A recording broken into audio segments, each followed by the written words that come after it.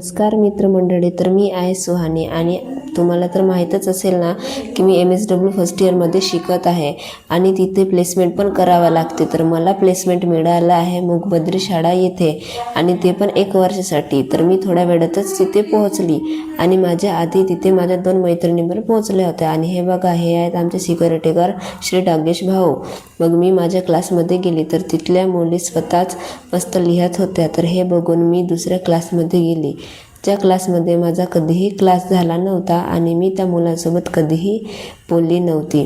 आणि थोड्या वेळातच मग तिथे त्यांचे जेवण करायची सुट्टी पण झाली.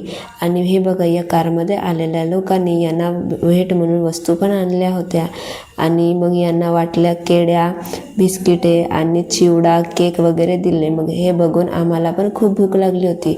तर मी कारल्याची भाजी आणि भात आणले होते आणि माझी मैत्रिणीने गव्हाच्या भाकरी आणल्या होत्या. मग ते खाऊन झाल्यानंतर आम्ही पुन्हा आपल्या क्लासमध्ये गेलो.